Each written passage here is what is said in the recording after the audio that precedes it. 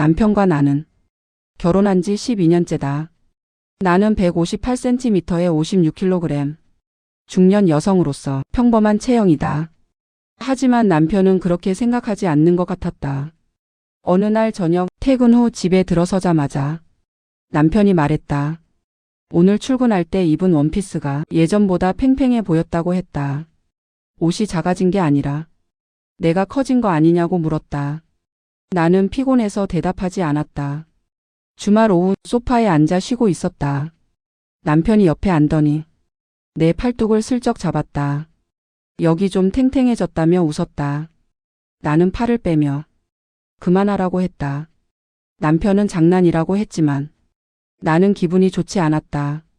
평일 저녁 냉장고에서 탄산음료를 꺼내 마시려고 했다. 남편이 그걸 보더니 또 마시냐고 물었다. 탄산은 살찌는 지름길이라며 물을 마시라고 했다. 나는 한 모금만 마시겠다고 했지만 남편은 고개를 저었다. 결국 탄산음료를 다시 냉장고에 넣었다. 그날 밤 남편은 맥주 2캔을 마셨다. 이런 일이 반복됐다. 남편은 내가 먹는 것, 입는 것, 심지어 앉아있는 자세까지 신경 썼다. 175cm에 85kg인 남편 자신은 전혀 관리하지 않으면서 말이다. 나는 점점 지쳐갔다. 그러던 어느 날 나는 생각했다. 남편에게 똑같이 해주면 어떨까? 아니, 더 철저하게 해주면 어떨까? 마치 헬스 트레이너처럼 말이다. 다음 날부터 시작했다. 아침에 남편이 식탁에 앉아 나는 계란 흰자만 접시에 담아줬다. 노른자는 콜레스테롤이 높다며 뺐다. 남편이 의아해하며 물었지만 나는 건강을 위해서라고 말했다. 당신 몸을 생각해서 하는 거라고 했다. 저녁 퇴근 후 남편이 치킨을 시키자고 했다. 나는 단호하게 거절했다. 대신 닭가슴살 샐러드를 준비했다. 남편이 불만스러워했지만 나는 신경 쓰지 않았다. 요즘 뱃살이 많이 나왔으니 관리가 필요하다고 말했다. 주말 아침 남편이 늦잠을 자려고 했다. 나는 커튼을 활짝 열며 일어나라고 했다. 공원에 가서 걷기 운동을 해야 한다고 했다. 남편이 피곤하다며 거부했지만 나는 단호했다. 건강은 하루아침에 만들어지지 않는다고 말하며 운동복을 건넸다. 공원에서 남편은 천천히 걸었다. 나는 옆에서 속도를 높이라고 말했다. 유산소 운동은 심박수를 올려야 효과가 있다고 했다. 남편이 숨을 헐떡이며 힘들다고 했지만 나는 조금만 더 하자고 격려했다. 아니, 강요했다. 평일 저녁 남편이 초콜릿을 먹으려고 했다. 나는 그걸 낚아채면서 당분은 지방으로 직행한다며 과일을 건넸다. 남편이 한 개만 먹겠다고 했지만 나는 안 된다고 했다. 한 개가 2개 되고 2개가 3개 된다고 말했다. 밤 11시 남편이 라면을 끓이려고 냄비를 꺼냈다. 나는 주방으로 달려가 막았다. 야식은 절대 안 된다고 했다. 특히 밤에 먹는 탄수화물은 독이라고 말했다. 남편이 배고프다며 항의했지만 나는 물을 한 잔 건넸다. 물로 배를 채우라고 했다. 이렇게 일주일이 지났다. 남편의 표정은 점점 어두워졌다. 나는 멈추지 않았다. 매일 아침 체중을 재개했고 식단을 철저히 관리했고 운동을 시켰다. 남편이 뭘 먹으려 할 때마다 칼로리를 계산해 주었다. 어느 날 저녁 남편이 지쳐 보였다. 소파에 앉아 한숨을 쉬고 있었다. 나는 그 모습을 보며 물었다. 힘드냐고 물어보니 남편이 고개를 끄덕였다. 쌤통이다 라는 생각이 들긴 했다. 나는 조용히 말했다. 나도 지난 몇 달간 똑같이 힘들었다고. 당신이 나한테 한 말들, 그 시선들이 얼마나 힘들었는지 아냐고 물었다. 남편이 놀란 표정으로 나를 바라봤다. 당신은 나한테 매일 외모 지적을 했다고. 내가 뭘 먹든 어떻게 입든 간섭했다고. 그런데 정작 당신 자신은 전혀 관리하지 않았다고 말했다. 남편이 미안하다고 말했다. 자기가 그렇게 심하게 굴었는지 몰랐다고 했다. 이번 일주일 동안 정말 힘들었다고 했다. 먹고 싶은 것도 못 먹고 하기 싫은 운동도 해야 하고 매번 체크당하는 게 너무 스트레스였다고 했다. 나는 고개를 끄덕였다. 그게 바로 내가 느낀 감정이라고 말했다. 남편이 내 손을 잡았다. 정말 미안하다고 다시 말했다. 앞으로는 절대 그러지 않겠다고 약속했다. 내 몸은 내가 선택하는 거고 자기가 간섭할 권리가 없다고 말했다. 나는 남편의 눈을 바라봤다. 진심이 느껴졌다. 나도 미안하다고 말했다. 이번 주는 좀 심하긴 했지만 당신이 느껴야 할 필요가 있었다고 덧붙였다. 남편이 웃으며 충분히 느꼈다고 했다. 앞으로는 서로의 몸을 존중하자고 말했다. 나는 고개를 끄덕였다. 그날 밤 우리는 오랜만에 함께 치킨을 시켜 먹었다. 남편은 맛있게 먹으며 말했다. 역시 이게 행복이라고. 그날 이후 남편은 변했다. 내 외모에 대해 한마디도 하지 않았다. 내가 뭘 먹든 간섭하지 않았다. 오히려 자기 관리를 시작했다. 스스로 운동을 나가고 식단을 조절했다. 나는 그런 남편을 보며 생각했다. 때로는 똑같이 겪어봐야 상대의 마음을 알 수 있다는 걸. 그리고 우리 부부는 조금 더 성숙해졌다는 걸 말이다. 결혼 30년이 넘도록 남편은 늘 그런 사람이었습니다. 무뚝뚝하고 기념일도 챙기지 않고 집에서는 말수가 적었죠. 처음엔 그런 성격이 답답했지만 세월이 흐르면서 원래 그런 사람이라며 체념했습니다. 아이들 키우느라 바쁘고 살림하느라 정신없는 동안 그의 무심함은 일상이 되었습니다. 그런데 작년 가을 뭔가 이상한 일이 시작되었습니다. 세탁소에 맡길 남편 양복을 정리하는데 주머니에서 백화점 영수증이 나온 겁니다. 여성복 매장에서 원피스를 산 영수증이었어요. 금액도 제법 나가는 것이었습니다. 30년 넘게 살면서 남편이 제게 옷을 사준 적은 손에 꼽을 정도였는데 그마저도 생일이나 결혼기념일 같은 특별한 날에나 간혹 있는 일이었죠.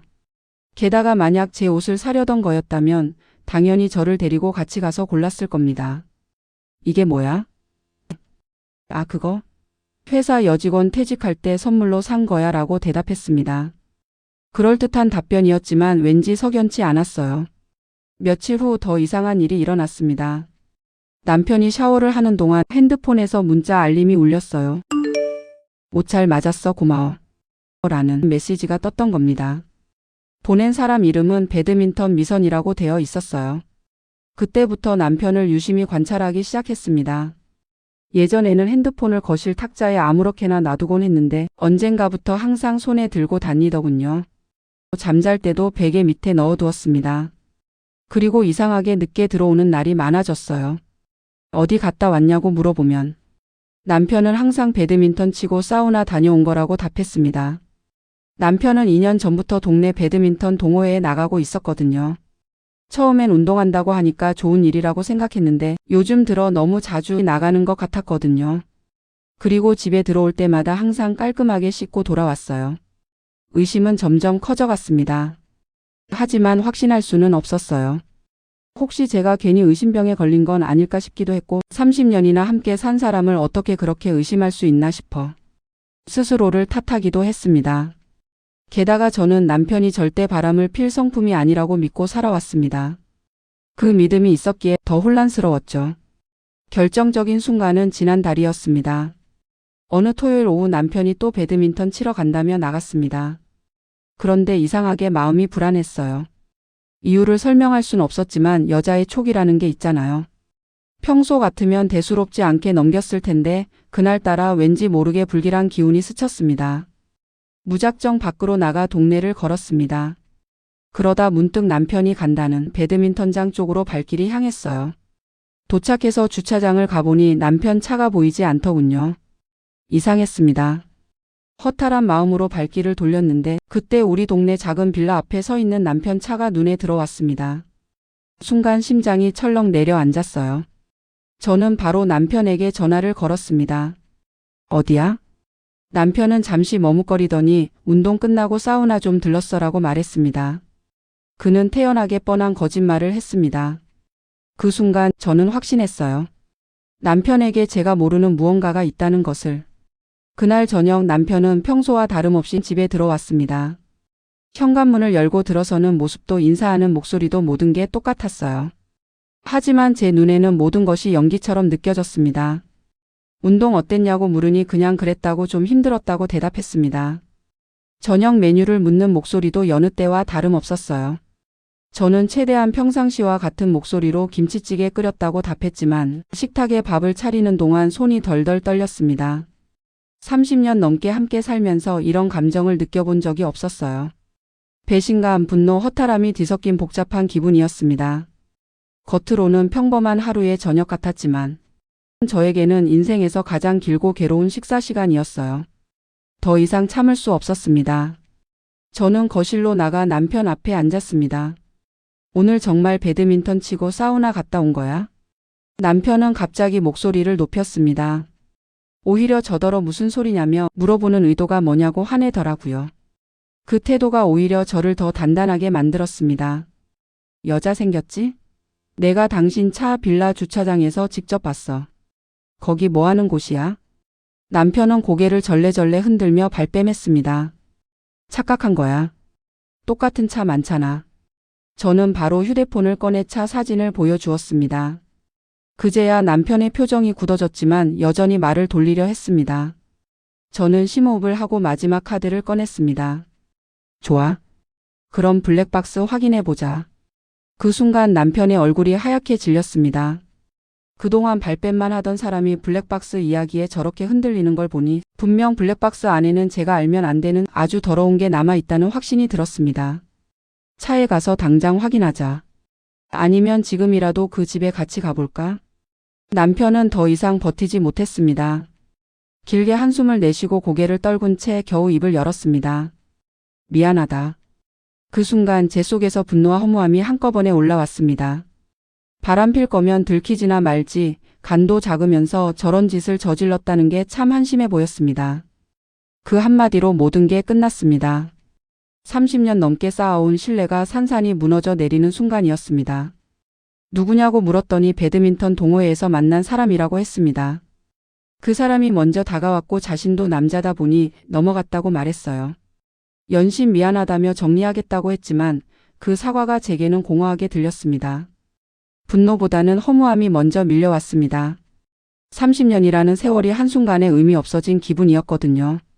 아이들한테만은 절대 말하지 말아달라며 정말 부끄럽고 미안하다고 울먹였어요.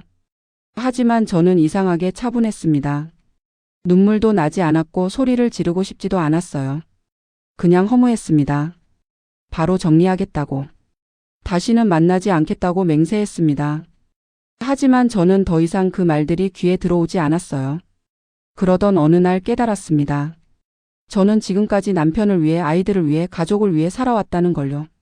제 자신을 위한 시간은 거의 없었습니다. 남편의 무심함에 서운해하고 아이들 뒷바라지에 지치면서도 그게 당연하다고 생각하며 살았어요. 하지만 이제는 다르게 살고 싶어졌습니다. 다음 날부터 제 일상이 바뀌었어요. 남편 눈치를 보며 밥상을 차리던 습관을 버렸어요. 제가 먹고 싶은 걸 해먹고 남편이 뭐라고 해도 신경 쓰지 않았습니다. 남편은 처음엔 당황스러워했습니다. 왜 말을 안 하냐고 화가 났으면 화를 내라고 했어요. 하지만 저는 더 이상 남편과 말도 섞고 싶지 않았어요. 그냥 무관심해졌어요. 몇 주가 지나면서 남편도 제 변화를 받아들이는 것 같았습니다. 아니, 받아들인다기보다는 체념한 것 같았어요. 집안의 분위기는 예전과는 완전히 달라졌지만 아이러니하게도 지금이 오히려 더 편안합니다. 남편 눈치 보며 살던 30년에 비하면 지금이 훨씬 자유롭습니다. 내 멋대로 해도 되는 명분을 남편이 만들어준 셈이죠. 어쩌면 남편에게 고마워해야 할지도 모르겠어요. 그동안 얼마나 눈치를 보며 살았는지 이제야 깨달았거든요. 앞으로도 이 결혼 생활을 이어갈지는 아직 모르겠습니다. 하지만 지금만큼은 제가 원하는 대로 살고 있습니다. 남편이 아니라 제 자신을 위해서요. 남편이 정말 정리했는지는 알 수 없지만 이제 그것은 제게 중요하지 않습니다. 여름 더위가 기승을 부리던 7월. 우리 집 거실 온도계는 32도를 가리키고 있었다. 하지만 에어컨은 꺼져 있었다. 아니, 정확히는 켤 수 없었다. 엄마 더워요. 초등학교 4학년인 아들이 부채질을 하며 힘없이 말했다. 6살 딸은 이미 땀에 젖은 머리카락을 손으로 쓸어 올리며 늘어져 있었다. 조금만 참자. 아빠가 오시면 틀어달라고 해볼게. 나는 아이들에게 미안한 마음을 감추며 말했다. 사실 에어컨을 틀고 싶었다. 하지만 남편이 전기세 폭탄 맞고 싶냐며 낮에는 절대 틀지 말라고 신신당부했던 것이다. 문득 옆집에서 들려오는 에어컨 실외기 소리가 원망스러웠다. 남들은 다 틀고 사는데 우리만 왜 이렇게 살아야 할까? 저녁 7시 남편이 퇴근했다. 오늘 전기세 고지서 나왔는데 또 많이 나왔어. 남편의 얼굴이 어두워졌다. 뭐? 또? 내가 에어컨 틀지 말라고 했잖아. 분명 낮에 틀었지? 아니야. 밤에만 정말 잠깐. 잠깐이 어디 있어? 에어컨은 전기 먹는 괴물이야. 앞으로는 진짜 죽을 것 같을 때만 틀어. 선풍기만으로도 충분해. 아들이 조심스럽게 말했다. 아빠, 그런데 우리 반 애들은 다 하루 종일 에어컨 틀고 산대요. 친구들 따라하면 우리가 어떻게 돼? 돈이 하늘에서 떨어지는 줄 아니? 남편의 목소리가 높아졌다. 딸이 깜짝 놀라 내 뒤로 숨었다. 무서워요. 딸의 작은 목소리에 남편은 잠깐 멈칫했지만 곧 다시 단호하게 말했다. 무서워할 게 아니라 이해해야 해. 우리 집은 다른 집이랑 달라. 그날 밤 아이들이 잠든 후 남편은 거실 곳곳에 전기 절약 스티커를 붙이기 시작했다. 스위치마다 콘센트마다. 마치 경고 문구처럼. 8월 말 새 학기를 앞두고 아들이 학용품 리스트를 가져왔다. 엄마, 이거 다 사야 해요. 색연필, 사인펜, 공책 파일. 생각보다 많은 목록이었다. 여보, 얘들 학용품 사러 가야 해. 학용품? 작년에 산 거 다 어디 갔어?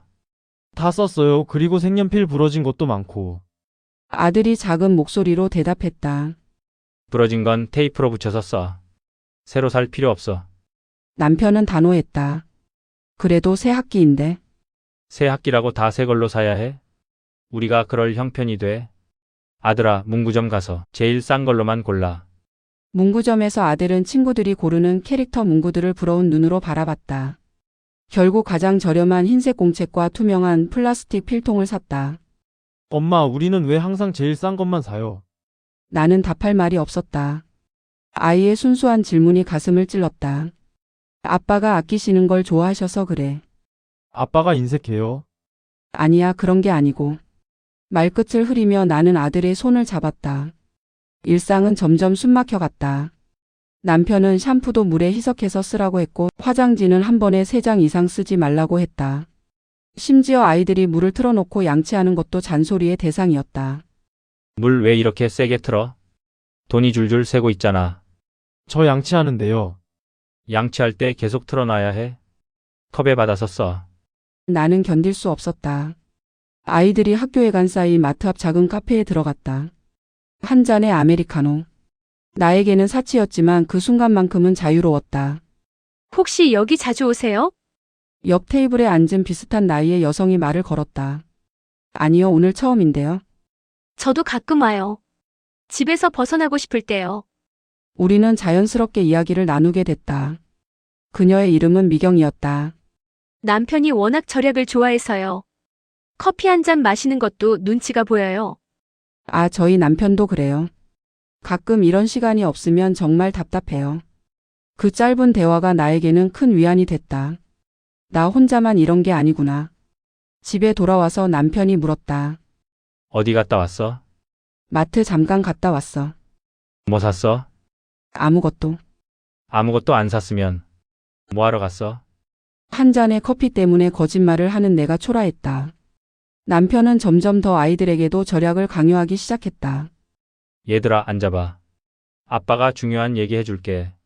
남편은 가계부를 펼쳐놓고 설명했다. 우리 집 한 달 생활비가 얼마나 드는지 알아? 여기서 전기세, 수도세, 인터넷비 다 빼고 나면 남는 게 별로 없어. 그럼 아빠가 돈 더 많이 벌면 돼요. 딸이 천진하게 말했다. 돈 벌기가 그렇게 쉬운 줄 아니? 너희들이 매일 먹는 우유, 요거트, 과자 다 돈이야. 그럼 안 먹을게요. 딸이 울적이며 말했다. 여보, 아이들한테 왜 그래? 애들이 돈의 가치를 알아야 해. 어릴 때부터 절약하는 습관을 길러줘야지. 하지만 남편의 설명은 점점 더 극단적이 되어갔다. 아이들은 점점 위축되었고 뭔가를 달라고 하는 것조차 눈치를 보게 되었다. 그날 밤 아들이 내게 조용히 속삭였다. 엄마, 우리 집이 이상한 거 맞죠? 아이의 말에 가슴이 아팠다. 그렇게 몇 달이 지났다. 나는 점점 우울해졌고 아이들은 눈치를 보며 자랐다. 분명 뭔가 바뀌어야 했다. 어느 날 미경에게서 연락이 왔다. 언니, 혹시 시간 괜찮으면 같이 일해볼래요? 쇼핑몰에서 상품 포장하는 알바인데 하루 서너 시간이면 꽤 벌 수 있어요. 그것은 내게 희망의 메시지였다. 정말요? 저도 할 수 있을까요? 물론이죠. 어려운 것도 아니고 누구나 할 수 있어요. 다행히 남편은 최근 프로젝트 때문에 야근과 출장이 잦았다. 몰래 일할 수 있는 여건이 갖춰졌다. 아이들이 학교에 간 사이 나는 일을 하기 시작했다. 처음에는 서툴렀지만 점점 익숙해졌다. 그리고 무엇보다 내가 돈을 벌고 있다는 사실이 희망적이었다. 한 달 후 첫 급여를 받았다. 그 감격을 지금도 잊을 수 없다. 내 통장에 내가 번 돈이 들어온 것은 결혼 후 처음이었다. 그 돈으로 가장 먼저 한 일은 아이들과 함께 외식하는 것이었다. 남편이 출장 간 사이 아이들을 데리고 패밀리 레스토랑에 갔다. 엄마 진짜 괜찮아요. 아빠가 알면 화낼 거예요. 아들이 걱정스럽게 말했다. 괜찮아. 엄마가 일해서 번 돈이거든. 엄마가 이래요? 언제요? 딸이 눈을 동그랗게 뜨며 물었다. 비밀이야. 우와. 엄마 대단해요. 아이들의 얼굴이 처음으로 밝아졌다. 오랜만에 보는 환한 표정이었다. 그날 아이들은 정말 맛있게 먹었다. 평소에 먹고 싶다고 했지만 참아야 했던 치킨, 피자, 아이스크림까지. 이렇게 작은 것으로도 아이들이 행복해할 수 있구나. 두 번째 달에는 일에 더 익숙해져서 수입도 늘었다. 남편의 야근이 많아지면서 몰래 일할 시간도 충분했다. 아이들 간식을 좀 더 좋은 걸로 사주고 가끔 옷도 한두 벌씩 사줬다. 엄마 이 요거트 맛있어요.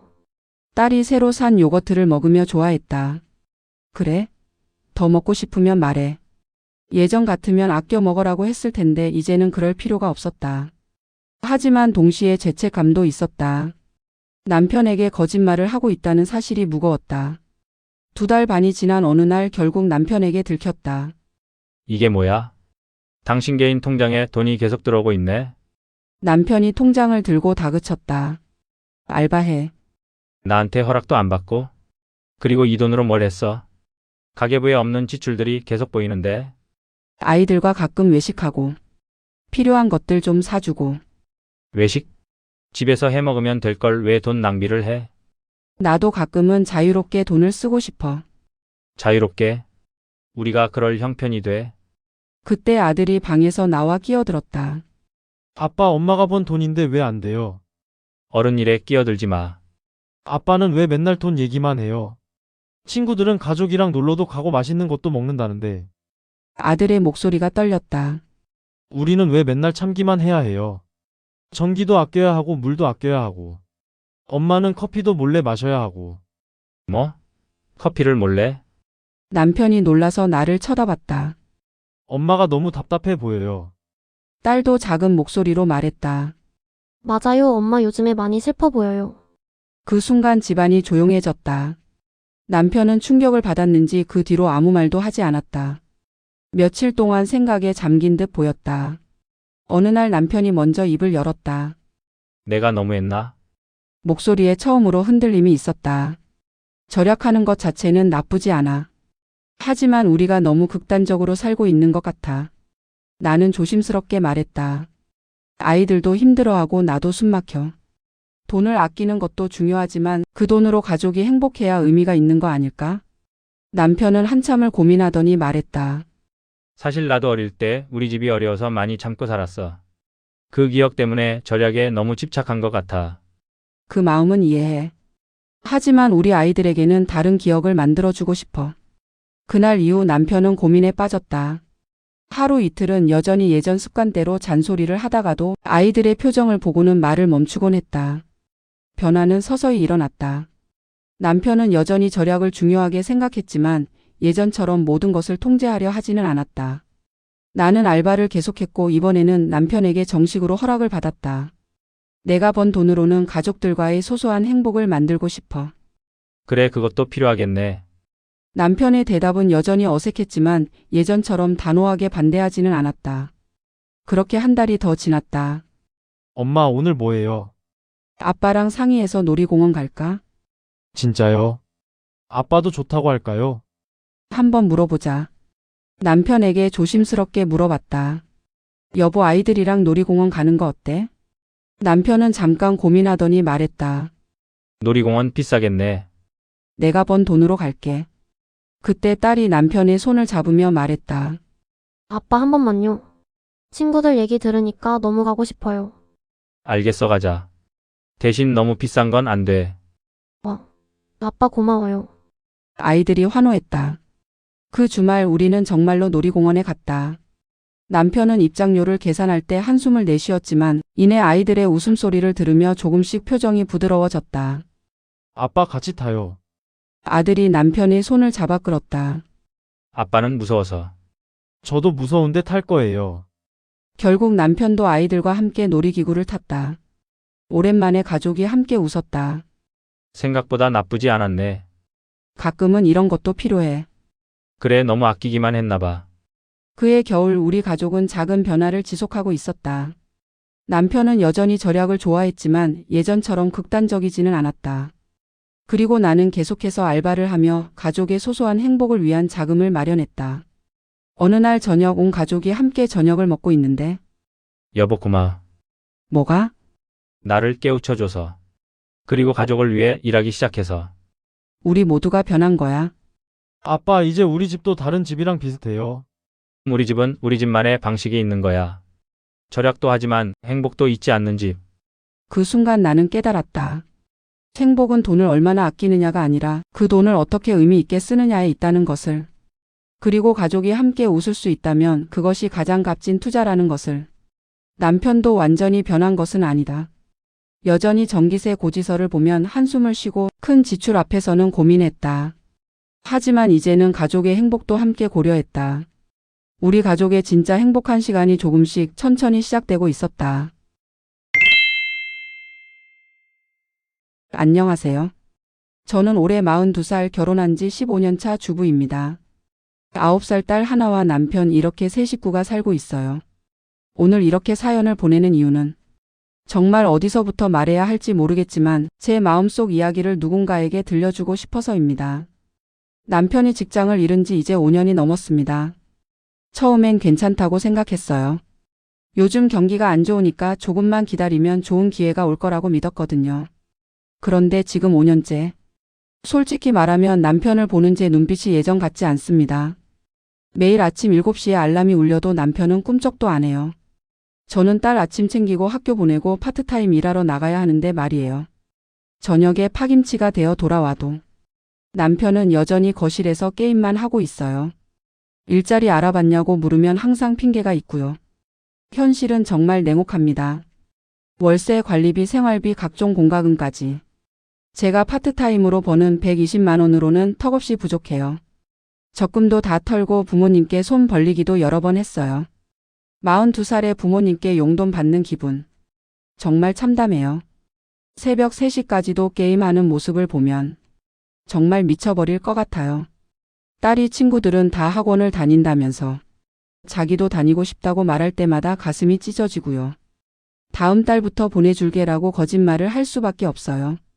5년째 같은 말을 반복하고 있어요. 그동안 딸에게 얼마나 많은 다음해를 말했을까요? 저녁을 준비하면서도 늘 고민이에요. 어제 반찬을 또 내놓으면 딸이 뭐라고 할지. 딸이 또 같은 반찬이냐며 시무룩해하는 모습을 보면서도 어쩔 수 없어요. 설거지를 하면서 생각해요. 이게 내 인생인가? 42살. 언제부터인가 제 자신이 너무 초라해 보여요. 친구들과 만날 때도 마음이 편하지 않고요. 다들 남편 자랑할 때 저만 조용해져요. 우리 남편은 5년째 구직 중이야라고 할 수는 없잖아요. 그래서 요즘엔 친구들 만나자는 연락이 와도 핑계를 대고 피하게 되더라고요. 가끔 밤에 딸이 잠들고 나면 혼자 베란다에 나가서 한숨을 쉬는데 이혼을 해야 하나? 생각은 들지만 이혼녀라는 딱지가 두렵더라고요. 그리고 솔직히 말하면 아직은 남편에 대한 마음이 남아 있어요. 저도 참 제 스스로가 답답해요. 그런데 3주 전에 정말 속상한 일이 있었어요. 딸이 학교에서 돌아와서 힘없는 목소리로 엄마 나 때문에 돈 많이 드니까. 그래서 학원 못 보내는 거야? 다른 애들은 다 학원 다니는데. 나는 왜 안 보내줘? 그 말을 듣는 순간 가슴이 찢어지는 것 같았어요. 계속 다음 달부터 보내줄게라는 거짓말을 반복하고 있었는데 아이가 친구들 앞에서 소외감을 느꼈다는 생각에 정말 화가 치밀어 올랐어요. 그날 밤 남편이 또 게임을 하고 있는데 이번엔 정말 참을 수가 없더라고요. 언제까지 이럴 거냐고 조용하게 말했는데 남편은 게임에 집중한 채 대답도 안 하더라고요. 그 순간 한참 동안 참아왔던 모든 게 터졌어요. 목소리가 나도 모르게 커졌어요. 남편이 자기도 힘들다고 중얼거렸지만 저는 더 이상 들을 수가 없었어요. 힘들긴 누가 힘드냐고. 나는 하루 종일 일하고 아이 챙기고 집안일 하는데 당신은 뭘 했냐고. 게임 말고 한 게 있냐고 따졌어요. 딸이 깰까봐 걱정되었지만 참을 수가 없었어요. 제 목소리에 눈물이 섞이기 시작했어요. 미안하다는 말은 이제 지겹다고. 얼렁뚱땅 넘어갈 생각 하지 말라고. 나도 힘들고 포기하고 싶지만 아이가 있어서 포기할 수 없다고. 그냥 나가달라고 남편 없으면 오히려 더 나을 것 같다고까지 소리를 질렀어요. 그때 남편이 처음으로 울더라고요. 15년 결혼 생활에서 처음 보는 남편의 눈물이었어요. 하지만 저는 더 이상 들을 수가 없었어요. 방으로 들어가서 문을 쾅 닫고 베개에 얼굴을 파묻고 울었어요. 1시간쯤 지나서 방문을 두드리는 소리가 들렸어요. 남편이 문 앞에서 말하기 시작하더라고요. 정말 미안하다고 자기가 너무 한심했다고. 목소리에 눈물이 섞여 있었어요. 무서웠다고 하더라고요. 하루 종일 우울했고 아무것도 할 힘이 없었다고. 그래서 자꾸 미뤘다고. 게임이라도 하고 있으면 그 생각을 안 할 수 있었다고 하더라고요. 그리고 그날 처음 알게 된 이야기가 있어요. 남편이 어릴 때 시아버지도 집에서 놀고 먹는 사람이었다고 하더라고요. 일을 해도 오래 못하고 술 먹고 집에서 소리 지르고 시어머니 혼자 생계를 책임졌다고. 남편이 그런 아버지를 보면서 자랐던 거예요. 나도 아버지처럼 되는 건 아닐까 무서웠어라고 말하는데 그 순간 이해가 됐어요. 왜 남편이 이렇게 무기력하고 쉽게 포기하는지. 어릴 때부터 일 안 하는 남자를 보고 자란 거구나 싶었어요. 문을 열었을 때 남편의 눈이 빨갛게 부어 있었어요. 저도 울어서 얼굴이 엉망이었고요. 그날 밤 우리는 새벽까지 진짜 솔직하게 대화했어요. 15년 결혼 생활에서 가장 깊은 대화였죠. 그 대화 이후로 조금씩 변하는 모습을 보이긴 해요. 하지만 극적인 변화는 아니에요. 여전히 늦잠을 자고 여전히 게임을 해요. 다만 예전보다는 조금 덜 하는 것 같긴 해요. 가끔씩 일자리를 알아보는 모습을 봤어요. 딸이 학교에서 돌아오면 간식을 챙겨주기도 하고요. 완전히 달라진 건 아니지만 5년 동안 아무것도 안 하던 사람이 조금이라도 움직이는 모습을 보니까 작은 희망이 생겨요. 그래도 현실적인 문제는 여전해요. 카드값도 밀리고 있고 아직 딸 학원도 못 보내주고 있고요. 그래서 저도 정규직 자리를 알아보고 있어요. 남편이 완전히 달라지길 바랬지만 이제는 그 기대를 천천히 내려놓고 있어요. 어릴 때부터 몸에 밴 무기력함이 하루아침에 바뀔 리 없다는 걸 지난 5년 동안 충분히 배웠거든요. 예전 어른들이 아무리 무능력해도 서방 없는 년보다 낫다는 말을 참 많이 하셨잖아요. 저도 한때는 그 말이 맞다고 생각했어요. 근데 살아보니 꼭 그렇지만도 않더라고요. 옆에만 있다고 다 나은 건 아니구나 요즘은 그런 생각도 들어요. 그렇다고 손 놓고 있을 수는 없잖아요. 남편이 변하면 기쁘게 맞이하겠지만 변하지 않는다면 저 혼자서도 우리 삶을 지켜낼 준비를 하고 있어요. 언젠가 이 시간을 돌아보며 그때 내가 참 용기 있었다. 이렇게 웃으며 말할 수 있기를 바라면서 오늘도 한 걸음씩 제 길을 만들어가고 있습니다. 그래도 한 번만 더 남편을 믿어봐도 될까요? 퇴근길 지하철에서 그냥 멍하니 앉아있다. 집에 가도 반겨주는 사람은 없고 불 꺼진 거실만 날 기다린다. 오늘도 뻔하다. 현관문을 열면 조용한 집. 불 꺼진 거실엔 배달 봉투랑 벗어놓은 옷가지가 흩어져 있다. 택배 상자는 며칠째 그 자리에 그대로고 싱크대에 말라붙은 쿡그릇 하나가 덩그러니 놓여있다. 다녀왔어. 조용하다. 안방 문틈 사이로 새어나오는 불빛만이 누군가가 있다는 걸 알려줄 뿐이다. 셔츠 단추를 풀며 조심스레 방문을 연다. 그녀는 침대에 누워 이어폰을 끼고 휴대폰을 보고 있다. 나를 힐끔 쳐다보긴 했지만 인사도 표정도 없다. 저녁은? 아직. 그 짧은 대답 뒤에 이어지는 무반응이 익숙하다. 나는 더 묻지 않는다. 냉장고를 열지만 반찬통은 텅 비어있고 밥솥 안은 말라있다. 결국 배달앱을 켜고 조용히 소파에 앉는다. 결혼 전 그녀는 웃음이 많았다. 말도 예쁘게 했고 고단한 하루 끝에 나를 안으며 수고했어라고 말해줬다. 그녀는 결혼하고 석 달쯤 지나 회사를 그만뒀다. 나 그냥 좀 쉬고 싶어. 몸이 안 좋아. 나는 괜찮다고 했다. 당연히 지친 줄 알았고 그 정도는 충분히 이해한다고 생각했다. 그녀는 고맙다고 했고 나는 그 말만으로도 위로받았다. 하지만 시간이 지나며 그녀는 집안일은 물론 나와의 대화도 줄여갔다. 처음엔 설거지만 밀렸고 다음엔 청소기 소리가 사라졌다. 그리고 이젠 내가 퇴근하고 돌아와도 집안은 그대로다. 나는 몇 번이나 조심스럽게 말을 꺼냈다. 오전에 집안일 좀 해놓으면 안 돼? 나도 나름 바빠. 내가 집에 있다고 아무것도 안 하는 건 아니야. 결혼기념일. 나는 퇴근길에 작은 케이크를 사 들고 들어왔다. 그녀는 안방에서 누워 있었다. 여전히 핸드폰을 보고 있었다. 오늘 우리 결혼기념일인 거 알지? 그녀는 화면에서 눈을 떼지 않은 채 말했다. 아, 오늘이야? 미안, 깜빡했어. 근데 나 다이어트 하는 거 알면서 왜 케이크를 사와? 결국 아내는 케이크를 한 입도 먹지 않았다. 며칠 후 내가 몸살로 쓰러졌을 때도 그녀는 아무렇지 않았다. 38도 넘는 열에 온몸이 땀에 젖었고 겨우겨우 침대에 누웠는데 그녀는 방문도 열지 않았다. 약 먹었어? 나까지 감기 오면 안 되니까 나갔다 올게. 그녀는 그렇게 말하고 나갔다. 그날 밤 끙끙 앓으며 일어났을 때 식탁 위에 남겨진 건 그녀가 시켜 먹고 남긴 반쯤 비워진 샐러드 용기였다. 그 옆에 널브러진 포크 하나가 괜히 서글펐다. 명절이 다가왔다. 시댁에 가는 날 그녀는 아침부터 얼굴이 굳어 있었다.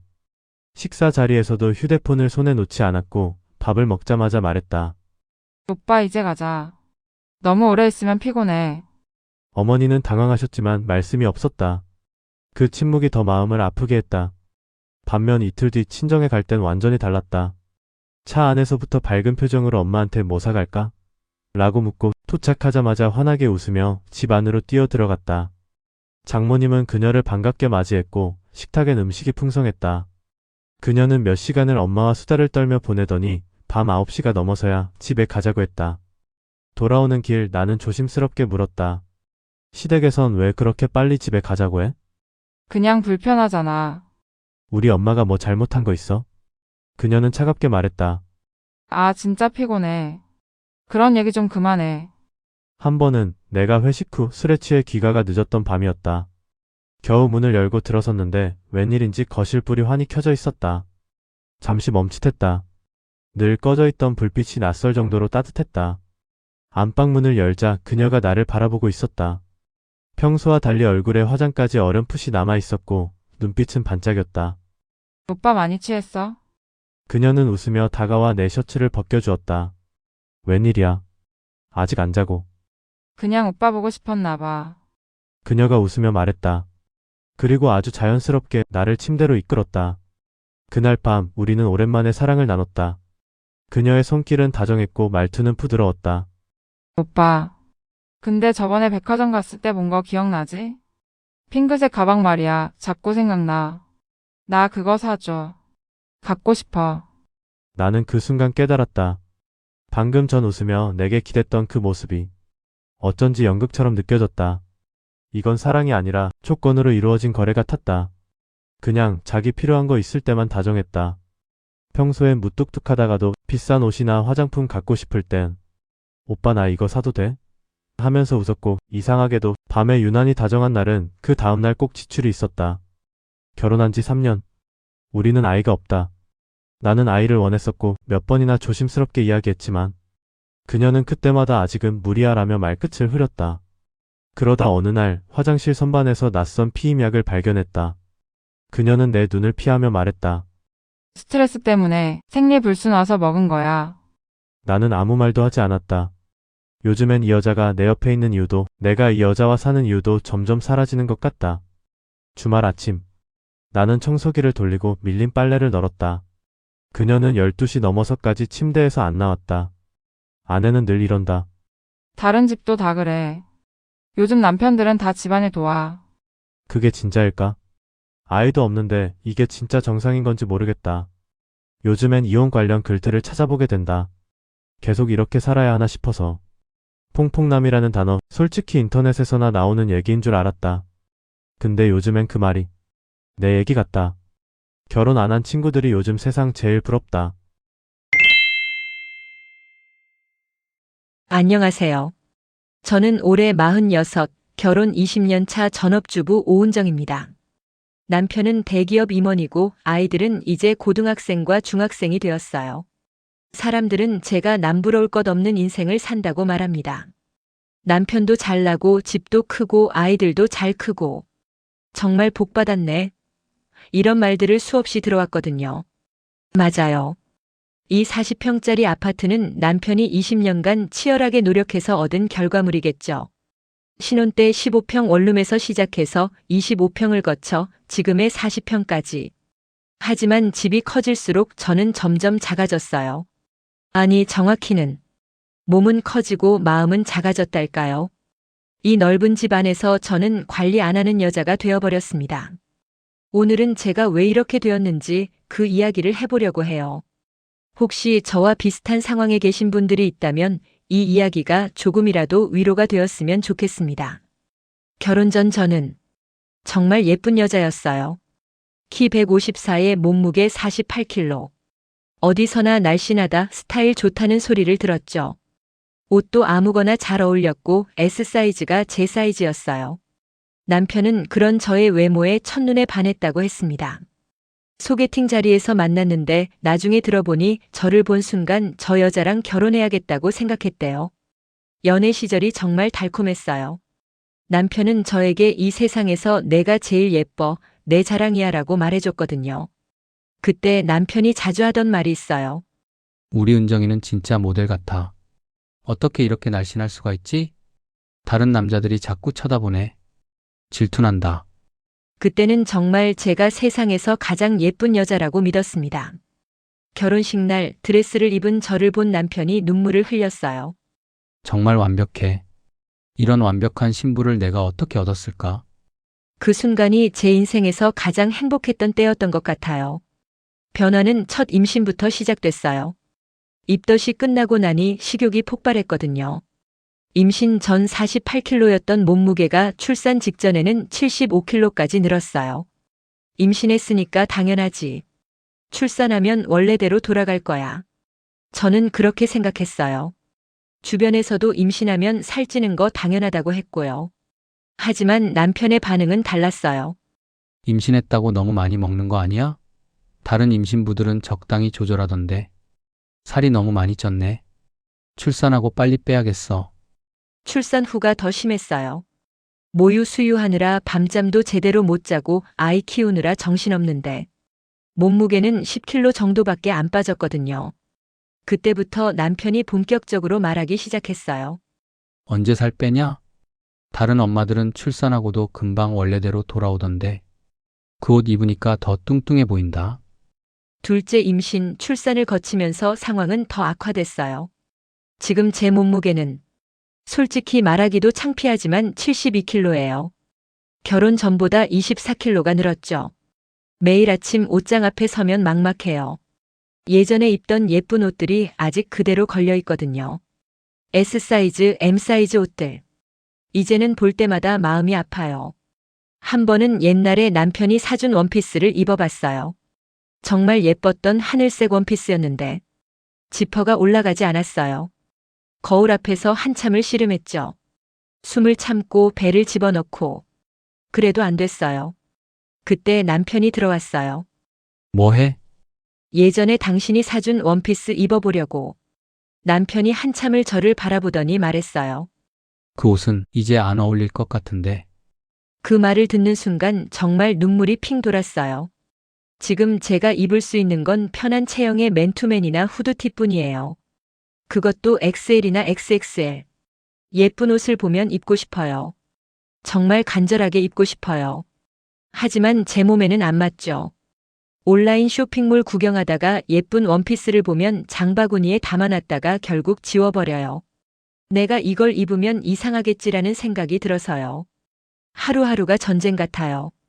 새벽 5시 30분에 일어나서 남편 아침 준비하고 아이들 도시락 싸고 학교 보내고 그 다음엔 빨래, 청소, 장보기. 집안일 하다 보면 하루 종일 서서 돌아다녀요. 그런데도 살은 안 빠지더라고요. 오히려 스트레스 때문에 더 먹게 되고, 특히 밤에 혼자 있을 때가 제일 위험해요. 남편과 아이들이 자고 나면 냉장고 앞에 서서 이것저것 먹게 돼요.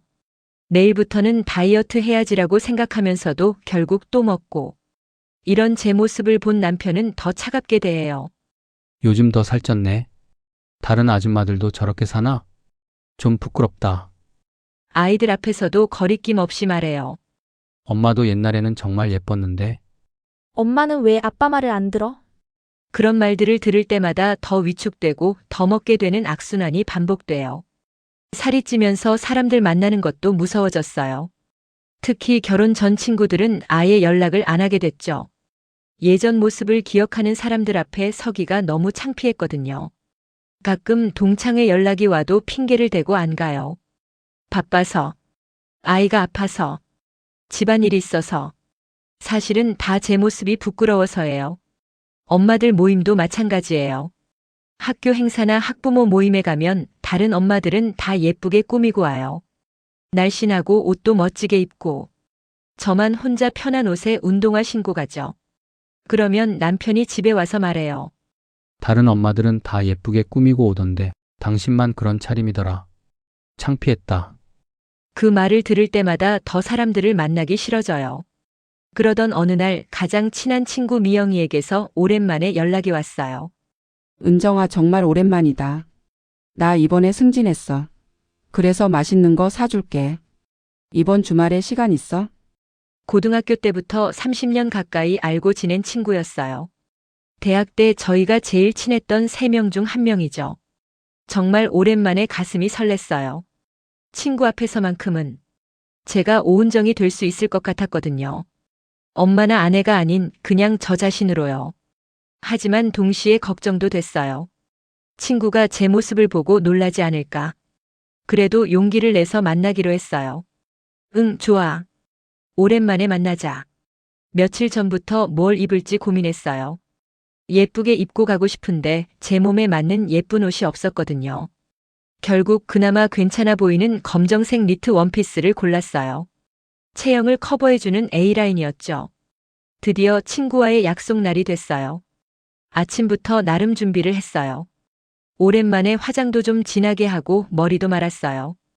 검정 원피스에 가디건을 걸치니 그나마 봐줄만 했어요. 거울을 보며 마음을 다잡았죠. 오늘은 친구 앞에서 위축되지 말자. 예전에 그 은정이처럼 밝게 웃자. 그런데 현관문을 나서려는 순간 남편이 말했어요. 어디 가는데? 미영이랑 밥 먹으러 가. 그 옷 입고? 남편이 저를 위아래로 훑어봤어요. 좀 뚱뚱해 보인다. 다른 옷 입어. 이게 제일 괜찮은 건데. 친구가 당신 보고 뭐라고 생각하겠어? 남편이 돈도 못 벌어서 아내가 저런 옷밖에 못 입나 보다 하겠지. 미영이는 그런 애가 아니야. 모든 사람이 다 그런 식으로 생각한다고. 특히 여자들끼리는 더 그래. 그 순간 확신이 서더라고요. 아, 나는 어떤 옷을 입어도 안 되겠구나. 문제는 옷이 아니라 제 몸이었으니까요. 친구가 저를 보면 놀랄 거예요.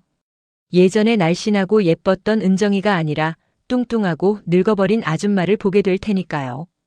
결국 친구에게 연락했어요. 미영아, 미안해. 갑자기 아파서 못 나갈 것 같아. 어디 아파? 많이 심해? 병원 가봐야 하는 거 아니야? 아니야, 그냥 감기 기운이 있어서. 정말 미안해. 에이, 괜찮아. 몸조리 잘하고 나중에 꼭 만나자. 응. 고마워. 하지만 나중에는 오지 않을 거라는 걸 알고 있었어요. 그날 오후 내내 친구 SNS를 봤어요. 혼자 맛있는 음식을 먹으며 올린 사진들. 은정이가 없어서 아쉽다. 빨리 나와서 다음에 꼭 만나자. 이런 글을 보니 더 죄책감이 들었어요. 이런 좋은 사람을 거짓말로 속이고. 그 후로 미영이가 몇 번 더 연락했어요. 하지만 저는 계속 핑계만 댔어요. 요즘 아이들 때문에 바빠서. 남편 회사 일로 집안이 복잡해서. 결국 친구도 더 이상 연락하지 않게 됐어요. 30년 우정이 제 거짓말 때문에 끝나버린 거죠. 그렇게 하나둘 인간관계가 끊어졌어요. 이제는 아이들 학교 행사도 가기 싫어요. 다른 엄마들과 비교되는 게 싫어서요.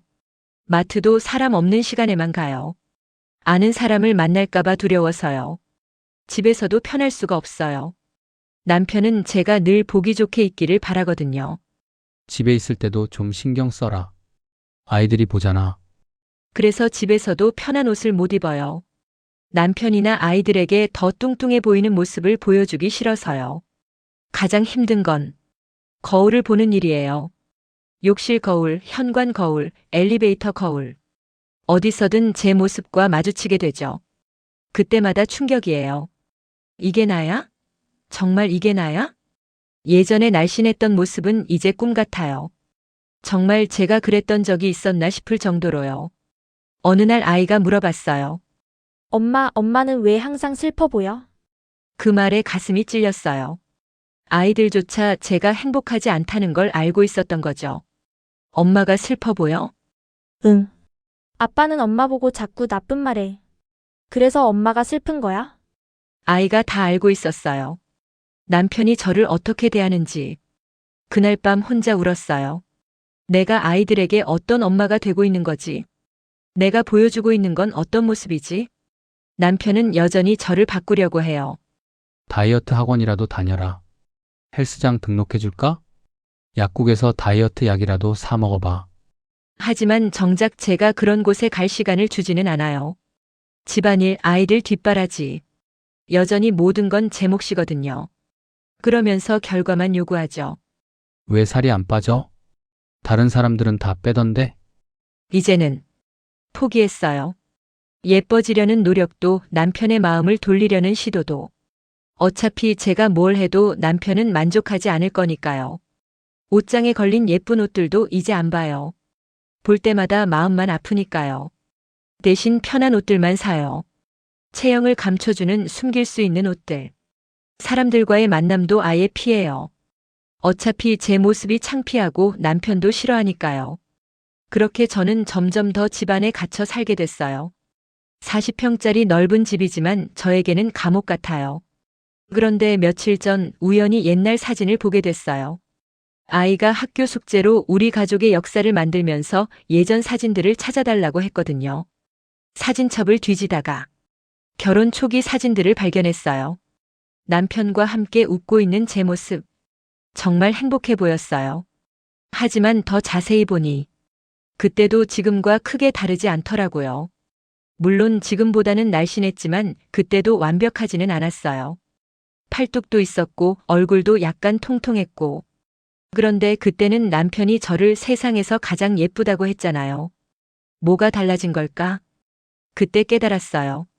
문제는 제 외모가 아니었어요. 남편의 마음이 변한 거였죠. 아니, 정확히는 남편에게 저는 더 이상 정복해야 할 대상이 아니라 소유한 것이 되어버린 거예요. 연애할 때는 제가 다른 남자에게 갈 수도 있으니까 소중히 여겼지만 결혼하고 나니 이제 제가 어디 갈 데도 없다고 생각하는 거죠. 그래서 더 이상 노력할 필요를 느끼지 않는 거고. 그날 밤 남편이 또 말했어요. 내일 회사 사람들이랑 저녁 약속 있는데 당신도 같이 가야 해. 그런데 좀 신경 써서 나와. 뭘 신경 써? 옷도 그렇고 살도 그렇고. 창피하게 하지 마.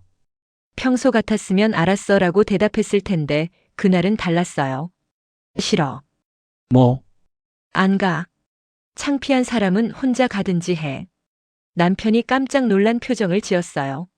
제가 이렇게 대답한 건 처음이었거든요. 갑자기 왜 이래? 20년 동안 당신 눈치만 보고 살았는데 이제 지쳤어. 그날 처음으로 남편과 크게 싸웠어요. 하지만 후회되지 않았어요. 오히려 속이 후련했죠. 그 다음 날부터 조금씩 달라지기 시작했어요. 먼저 옷장 정리를 했어요.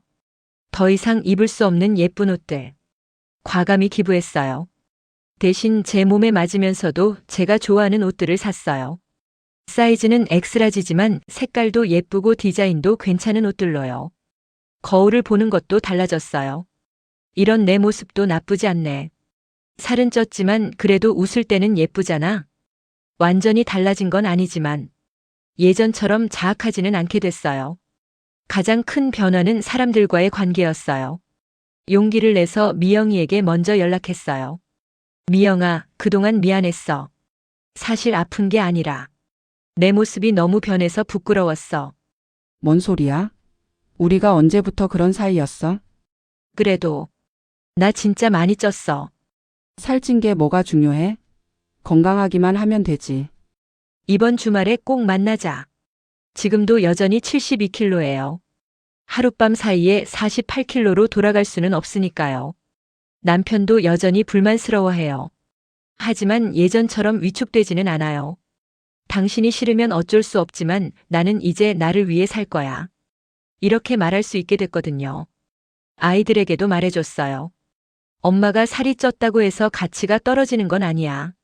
엄마는 엄마대로 예쁘고 소중한 사람이야. 미영이와도 다시 만나기 시작했어요. 처음엔 어색했지만 금세 예전처럼 편해졌어요. 은정아, 넌 살쪘어도 여전히 우리 은정이야. 성격도 그대로고 웃는 모습도 그대로고. 그 말을 들으니 정말 눈물이 났어요. 40평 집은 여전히 저를 가두려고 해요. 남편도 여전히 저를 바꾸려고 하고요. 하지만 이제는 알아요. 제가 진짜 갇혀 있었던 건 집이 아니라 제 마음속이었다는 걸. 남편의 시선, 다른 사람들의 시선. 그런 것들에 갇혀서 제 자신을 잃어버렸던 거죠. 46세, 72kg의 오은정. 완벽하지 않지만 그래도 소중한 한 사람이에요. 이제야 그걸 알게 됐어요. 혹시 이 영상을 보시는 분들 중에 저와 비슷한 상황에 계신 분이 있다면 당신의 가치는 누군가의 시선으로 정해지는 게 아니에요. 체중계 숫자가 당신의 전부가 아니고 옷 사이즈가 당신의 가치를 결정하지 않아요. 늦었다고 생각하지 마세요. 지금이라도 자신을 사랑하기 시작하면 돼요. 저처럼요.